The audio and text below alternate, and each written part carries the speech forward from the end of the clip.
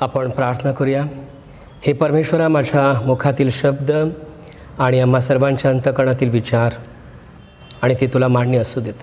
येशू आमचा प्रभू याच्याद्वारे मागतो म्हणून तो ऐक. आमेन. आमेन. प्रियजन हो, मनामध्ये कोरोनाची भीती आहे आणि सध्या लॉकडाऊन असल्याकारणानं आपण सर्वजण थोडंसं वेगळ्या चिंतेमध्ये आहोत. अनेक अडचणी आणि समस्यांमधून जात आहोत. परंतु देवाचं वचन तुम्हाला आणि मला सर्व प्रकारच्या अनुकूल आणि त्याचबरोबर सर्व प्रकारच्या प्रतिकूल अशा प्रसंगातून जात असताना आम्हाला धैर्य, आम्हाला शक्ती आणि सर्व प्रकारचा त्याचा अनुग्रह देणारा आहे. आणि म्हणून आज आपण थोडा वेळ देवाच्या वचनावर मनन चिंतन करूया. संदेशामध्ये अथवा आपण आपल्या विश्वासासंबंधी बोलत असताना बऱ्याच वेळेला जे शब्द वापरतो त्या शब्दामध्ये सर्रासपणे आपण सार्वकालिक जीवन, तारण या शब्दांचा आपण वापर करतो. परंतु ज्याला आपण सिस्टम ऑफ स्पेशलाइज्ड टर्म्स म्हणतो, टर्मिनॉलॉजी, कारण हे शब्द नुसते शब्द नाहीत किंवा ह्या शब्दांचा अर्थ जोपर्यंत तुम्ही आणि मी त्याच्यामध्ये असलेला आत्मिक अनुभव घेत नाही तोपर्यंत या शब्दाचा खरा अर्थ आणि त्या शब्दांची व्याप्ती तुम्हाला आणि मला कळत नाही. संदेशातून बोलत असताना किंवा आपण आपल्या विश्वासासंबंधी बोलत असताना सर्रासपणे सार्वकालिक जीवन किंवा तारण या शब्दांचा आपण उपयोग करतो. प्रियानो, या शब्दांना टर्मिनॉलॉजी असं म्हटलं जातं. म्हणजे सिस्टम ऑफ स्पेशलाइज्ड टर्म्स. आणि जोपर्यंत या शब्दांच्या मुळाशी असलेला जो आत्मिक अनुभव आहे तो आत्मिक अनुभव आम्हाला मिळत नाही तोपर्यंत कदाचित या शब्दाचा अर्थ तुम्हाला आणि मला खऱ्या अर्थानं कळणार नाही. यावेळेस एक छोटंसं उदाहरण मी आपल्याला सांगू इच्छितो. एक धोबी, ज्याला आपण परीट म्हणतो, नदीच्या प्रवाहामध्ये उभा राहून धुणं पिळत होता. तो तहानेला होता. वरून बसणाऱ्या उन्हाच्या चटक्यामुळं तहानेचा शोष वाढत होता. तो उभा होता तेथूनच जरासं पुढं जाऊन ओंजळभर स्वच्छ पाणी पिणं गरजेचं होतं. पण त्याला असं वाटत होतं की हातातल्या धुण्याला पिळा देऊया आणि मग पिऊया, हातातल्या धुण्याला पिळा देऊया आणि मग पिऊया करता करता शेवटी पाण्यात उभा असतानाच त्याला मूर्छा आली आणि तो पाण्यात बुडून मेला. प्रियानो, पाण्यात राहून पाण्या वाचून धोबी किंवा परीट मरून गेला. या उदाहरणाचं तात्पर्य असं आहे, आपण सुद्धा ह्या टर्मिनॉलॉजीच्या किंवा ह्या शब्दांचा पाण्यासारखा वापर करत आहोत. पण या शब्दांच्या मुळाशी असलेला जो अर्थ आहे, जो अनुभव आहे, तो अनुभव घेण्यासाठी तुम्हाला आणि मला आपल्या दैनंदिन जीवनातून एक पाऊल पुढं जाण्याची गरज असते. जसं धोब्याला जरासं पुढं जाऊन शुद्ध पाणी प्यायची गरज होती, पण हातातल्या धुण्याला पिळा देऊन मग पिऊया, हातातल्या धुण्याला पिळा देऊन मग पिळूया असं करता करता तो बिचारा पाण्यामध्येच मरून गेला. आपल्या दैनंदिन जीवनाकडे आपण जर कटाक्ष टाकला तर खरोखरच प्रत्येकाचं लाईफ शेड्यूल हे बिझी आहे. परंतु काहींच्या बाबतीमध्ये, जसं मराठीमध्ये एक म्हण आहे, काम नाही घरी आणि सांडून भरी, त्या पद्धतीनं लोक आपलं जीवन बिझी भासवण्याचा प्रयत्न करताना आपण दिसतो. आम्हा प्रत्येकाला विश्वासणारे या नात्यानं एक आत्मिक शोष आहे. आध्यात्मिक जीवन आमचं समृद्ध व्हावं आणि म्हणून काही आध्यात्मिक गोष्टी आम्ही आमच्या जीवनामध्ये सुरू कराव्यात असा प्रत्येकाच्या मनामध्ये एक ध्यास असतो आणि एक आत्मिक शोष असतो. परंतु बऱ्याच वेळेला सबब पुढं येते की हातातलं एवढं काम आपण पूर्ण करूया आणि मग आपण निवांतपणे आध्यात्मिक जो शोष आहे, आध्यात्मिक जी तहान आहे, आध्यात्मिक जीवनातला जो एक्झरसाइज आहे तो आपण नंतर करूया. प्रियनो, खरोखरच हे आपल्या आध्यात्मिक जीवनातलं एक अत्यंत दुर्दैव आहे. देव देतो पण सैतान नेतो. प्रियनो, सैतान हा हिरावून घेणारा आहे. जेव्हा आमची पकड ढिली होते तेव्हा सैतान आपल्या हातातून देवापासून मिळालेल्या अनेक गोष्टींचं तो आपल्याकडून हिरावून घेतो. प्रियजन हो, आपली प्रवृत्ती, आपल्या स्वभावामध्ये बदल व्हावा अशी देवाची इच्छा आहे. नारायण वामन टिळक एक प्रगल्भ कवी असं म्हणतात, जसा पाहिजे तुला तसा मी करू कसा आपणारे. म्हणजे माझं तारण झालं तेव्हापासून तारणातील माझा अनुभव हा नारायण वामन टिळकांच्या विचाराप्रमाणे मी दररोज ख्रिस्तामध्ये नवा केला जात आहे. माझी प्रवृत्ती आणि माझ्यामधला स्वभाव बदलत आहे. आणि संत पेत्राचे पहिले पत्र याचा पहिला अध्याय 8 आणि 9 वचनामध्ये ते सांगत आहे. आपण त्याकडे थोडंसं लक्ष देऊया. पेत्राचे पहिले पत्र पहिला अध्याय 8 आणि 9.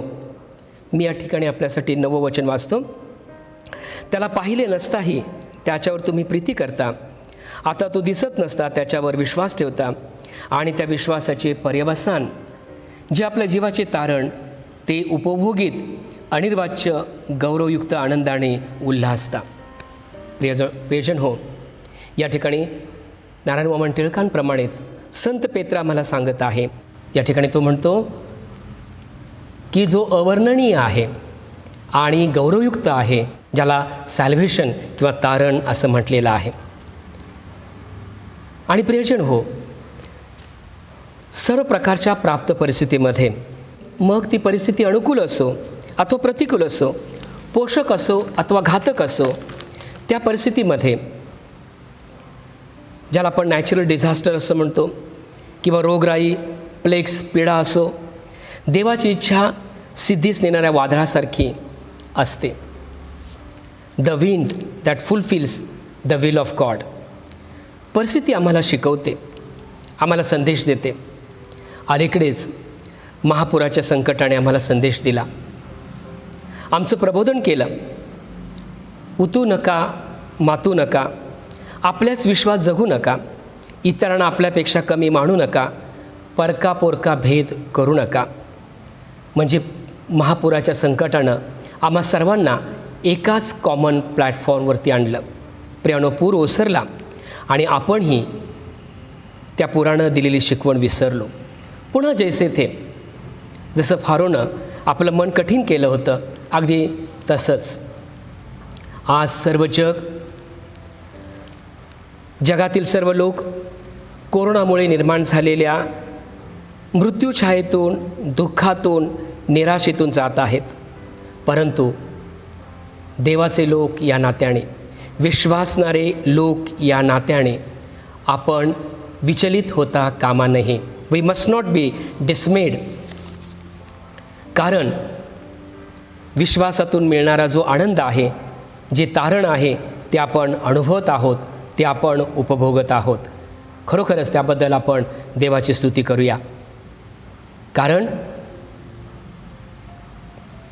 विश्वासातून मिळणारा जो आनंद आहे, तो आनंद सर्व प्रकारचं दुःख, निराशा, भीती यावर मात करून ख्रिस्तामध्ये मिळणाऱ्या सर्व आशीर्वादांची प्रचिती आम्हाला देणारा आहे. आणि हबक्कूक याचा 3रा अध्याय 17 ते 19 वचनामध्ये हाच विचार मांडलेला आहे. हबक्कूकाचं पुस्तक याचा 3रा अध्याय 17 ते 19 वचनामध्ये जर आपण बघितलं तर परिस्थिती प्रतिकूल आहे, पण अशा प्रतिकूल परिस्थितीमध्ये तारणाचा आनंद आम्हाला एक वेगळं समाधान आणि आनंद देणारा आहे असं दिसून येतं. प्रियजन हो, आपण आज याच गोष्टीवर मनन करूया की कोरोनाचं संकट आम्हाला काय शिकवत आहे. एदेन बागेमध्ये सैतान निर्मित संभ्रमाचा विषाणू, ज्याला पाप हे नाव देण्यात आलं, तो विषाणू जेव्हा मानवी विचारामध्ये प्रवेश करतो तेव्हा तोही कोरोनाप्रमाणे आपल्या शरीराचा ताबा घेतो. आणि गलतीकरास पत्र याचा 5वा अध्याय आणि 19 वचनामध्ये, गलतीकरास पत्र याचा 5वा अध्याय आणि 19 वचनामध्ये देहाची कर्म सांगितलेली आहेत. जेव्हा पापाचा विषाणू आमच्या शरीरामध्ये प्रवेश करतो विचाराच्या द्वारे, तेव्हा देहाची कर्मे आम्हाला सांगतात की तो मनुष्य जारकर्म, अशुद्धपणा, कामातुरपणा, मूर्तिपूजा, चेटके, वैर, कलह, मत्सर, राग, तट, फुटी, पक्षभेद, हेवा, दारूबाजी, रंगेलपणा आणि अशा इतर गोष्टी याविषयी मी तुम्हाला पूर्वी जे सांगून ठेवले होते तेच आता सांगून ठेवतो की अशी कर्मे करणाऱ्यांना देवाच्या राज्याचे वतन मिळणार नाही. म्हणजे सार्वकालिक जीवन जे विश्वासाच्या द्वारे प्राप्त आम्हाला झालेलं आहे त्यामध्ये व्यत्यय आणणारं हे काम आहे. आणि म्हणून प्रियानो, या ठिकाणी या पापाचा प्रादुर्भाव ज्या विचारणी होतो तो विचार आमच्या मनामध्ये आपण आणता कामा नये. कोरोना या संसर्गाचा प्रादुर्भाव वाढू नये म्हणून ज्या उपाययोजना केल्या जात आहेत, खरोखरच त्या उपाययोजनांकडे जेव्हा आपण पाहतो तेव्हा देवाचं पवित्र वचनसुद्धा आपल्याला आध्यात्मिक जीवनामध्ये आपण या उपाययोजनांचं कसं पालन करावं यासंबंधी आम्हाला सांगतात. या ठिकाणी पहिली गोष्ट सांगितली जाते ते म्हणजे वेगळं व्हा, किंवा त्याला शब्द वापरण्यात आला अलगीकरण, क्वारंटाईन. क्वारंटाईन या शब्दाचा अर्थ इम्पोज्ड आयसोलेशन. आपण जगात राहत असलो तरी जगापासून आपण वेगळे आहोत. यासाठी की संत पाऊल तिमोथेला पहिल्या पत्रामध्ये आणि 6वा अध्याय 1 ते 11 वचनामध्ये म्हणतो की या जगामध्ये जे आहे, जी प्रवृत्ती आहे ती सर्व गर्व, लोभ, वादविवाद, शब्दयुद्ध, अपशब्द, हेवा, कलह, दुष्टता, संशय इत्यादी प्रवृत्तीनं भरलेल्या जगामध्ये आपण जगत आहोत. आणि म्हणून संत पाऊल तिमोथेला म्हणतो, तू स्वतःला याच्यापासून विभक्त कर. तिमोथेला तो म्हणतो की तू ह्यापासून पळ काढ किंवा यापासून तू दूर राहा. प्रियजन हो, या जगामध्ये आपण जगत असताना सुद्धा आपण जगापासून वेगळे म्हणजे या प्रवृत्तीपासून आपण दूर राहणारे आहोत, की जेणेकरून पापाचा हा व्हायरस तुमचं आणि माझं आध्यात्मिक जीवन भ्रष्ट करू नये, त्या मार्गामध्ये तो एक अडखळ बनू नये अशी देवाची इच्छा आहे. दुसरा उपाय या ठिकाणी कोरोनाच्या बाबतीमध्ये सांगितलेला आहे की तो म्हणजे मास्क वापरणे. पापाचे विषाणू हे सैतानी प्रवृत्तीला विचाराच्या द्वारे आणि शब्दाच्या द्वारे पसरवण्याचं काम करतात. म्हणून मास्क आम्हाला जाणीव करून देतो की मी काय आणि कसं बोलावं. इफिसकरास पत्राचा 4था अध्याय आणि 29 वचनामध्ये असं म्हटलेलं आहे, तुमच्या मुखातून कसलेच कुचके भाषण न निघो, पण गरजेप्रमाणे उन्नतीकरता जे चांगले तेच मात्र निघो, ह्यासाठी की तेणेकडून ऐकणाऱ्यांना कृपादान प्राप्त व्हावे. प्रियानो, तुमच्या आणि माझ्या मुखातून कसलंच कुचकं भाषण निघू नये अशी देवाची इच्छा आहे. तेणेकडून आपण देवाचे लोक या नात्यानं आमच्या बोलण्याच्याद्वारे इतरांना कृपादान प्राप्त व्हावं. आणि मास्क आम्हाला जाणीव करून देतो की आम्ही कशा पद्धतीनं आमचं जीवन आपण जगावं. तिसरी महत्त्वाची गोष्ट या ठिकाणी सांगितलेली आहे, सोशल डिस्टन्सिंग, ज्याला आपण म्हणतो सुरक्षित अंतर ठेवा.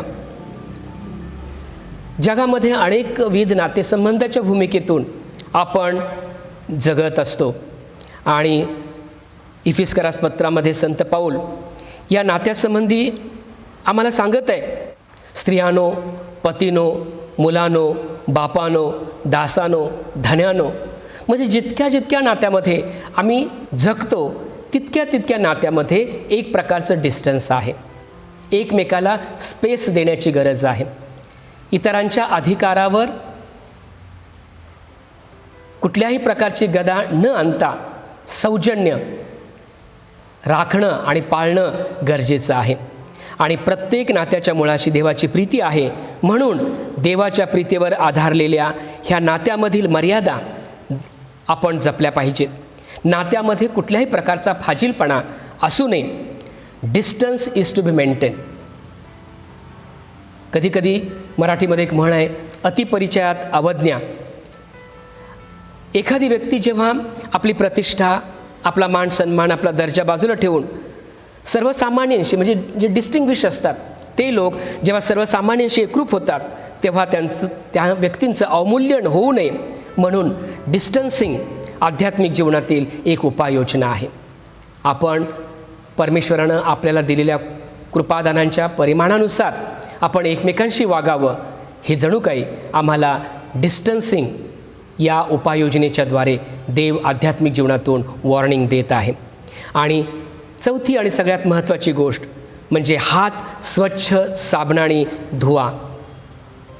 स्तोत्र 51 मध्ये स्तोत्रकर्ता दावीद राजा शुद्धतेसाठी प्रार्थना करतो. तो म्हणतो, एजोबाने माझा पापमल काढ म्हणजे मी निर्मल होईन, मला धू म्हणजे मी बर्फाहून शुभ्र होईन. प्रियजन हो, जेव्हा येशू ख्रिस्त या जगामध्ये आला तेव्हा येशू ख्रिस्ताच्या पवित्र आणि निष्कलंक रक्ताद्वारे त्याने आम्हाला शुद्ध केलं आणि त्याच्या रक्तातील शुद्धीकारक सामर्थ्याची प्रचिती आपणास येते, कारण मंडळीला त्याने वचनद्वारे जलस्नानाने पवित्र केलेले आहे. आणि म्हणून जितक्या अधिक वेळा आपण देवाचं वचन वाचतो, जितक्या अधिक वेळेला देवाच्या वचनाचं आपण मननचिंतन करतो, तितक्या अधिक प्रमाणामध्ये पापाच्या विषाणूचा प्रादुर्भाव आपण रोखण्यासाठी समर्थ ठरतो. जर कोरोनाच्या बाबतीमध्ये देण्यात आलेल्या उपाययोजनांचं लागूकरण आम्ही आमच्या आध्यात्मिक जीवनामध्ये करतो, तर निश्चित अर्थानं पापाचा जो विषाणू आमचं आध्यात्मिक जीवन नष्ट करणारा आहे, आमच्या आध्यात्मिक जीवनामध्ये आम्हाला देवापासून तोडणारा आहे, सार्वकालिक जीवनापासून आम्हाला दूर नेणारा आहे. प्रियजन हो, या उपाययोजनांच्याद्वारे आपलं आध्यात्मिक जीवन अधिक समृद्ध करण्यासाठी येणाऱ्या काळामध्ये परमेश्वर तुमचं आणि माझं सहाय्य करो, अशा आपण देवाच्या चरणाजवळ प्रार्थना करूया. आपण प्रार्थना करूया. सर्वसमर्थ सेनाधीश परमेश्वरा, आमच्या अवतीभोवती कितीही संकट असलं तरीसुद्धा प्रभू आम्ही तुझ्या पंकछायेखाली आहोत. या विश्वासानं जेव्हा आम्ही जगतो त्यावेळेस खरोखरच प्रभू तू आमचा सांभाळ करतोस. आम्हाला सर्व प्रकारच्या प्रतिकूल अशा प्रसंगातून जात असताना तुझ्या ठाई असलेल्या धैर्याची, तुझ्या ठाई असलेल्या सामर्थ्याची प्रचिती तू घडवून आणतोस. याबद्दल आज आम्ही तुला धन्यवाद देतो. आणि आज विशेष करून या शारीरिक दैहिक जीवनापेक्षासुद्धा प्रभू आध्यात्मिक जीवन समृद्ध व्हावं, आम्हाला सार्वकालिक जीवनाचा अनुभव यावा. तुझ्या ठाई आम्ही जगत असताना तारणाचा खरा अर्थ आम्हाला कळावा आणि तारणाची प्रक्रिया आमच्या जीवनामध्ये आम्ही सदोदित पूर्ण करण्यासाठी झटावं, याकरता तू आमचं सहाय्य कर. आम्ही पूर्णपणे स्वतःला तुझ्या हातामध्ये स्वाधीन करत आहोत. आमच्या मनाचा, आमच्या बुद्धीचा, आमच्या शरीराचा तू ताबा घे आणि या पापाच्या विषाणूपासून तू आमचं संरक्षण कर आणि या पापाचा प्रादुर्भाव आमच्या जीवनामध्ये दूर करण्याकरता तुझ्या पवित्र वचनांच्याद्वारे जी उपाययोजना तू आम्हाला दिलेली आहेस त्या उपाययोजनांचं आम्ही पालन करावं, म्हणून तू आमचं सहाय्य कर. येशू आमचा प्रभू याच्याद्वारे मागतो, म्हणून तो ऐक. आमेन, आमेन. यावेळेस आपण आपले डोळे बंद करूया आणि आपल्या उद्धारक ख्रिस्ताने शिकवल्याप्रमाणे सर्वजण मिळून म्हणूया, हे आमच्या स्वर्गातील पित्या, तुझे नाव पवित्र मानले जाओ, तुझे राज्य हो, जसे स्वर्गात तसे पृथ्वीवरही तुझ्या इच्छेप्रमाणे हो. आमची रोजची भाकर आज आम्हास दे. आम्ही आमचे ऋणी आम्हास सोडले आहेत तसे तू आमचे ऋणी आम्हास सोड, आणि आम्हास परीक्षेत आणू नकोस तर आम्हास वाईटापासून सोडव, कारण की राज्य, सामर्थ्य आणि गौरव ही सर्व काळ तुझीच आहेत. आमेन. आणि आता सर्व बुद्धी सामर्थ्याच्या पलीकडे देवाने देऊ केलेली शांती आपली मनने आपले अंतःकरणे ख्रिस्त येशूमध्ये राखो. आणि आता प्रभू येशू ख्रिस्ताची कृपा, देवबापाची प्रीती आणि पवित्र आत्म्याची सहभागिता आम्हा सर्वांबरोबर आणि देवानं निवडलेल्या त्याच्या सर्व लहान थोर प्रियजनांबरोबर आता आणि सदा सर्व काळपर्यंत असो. आमेन.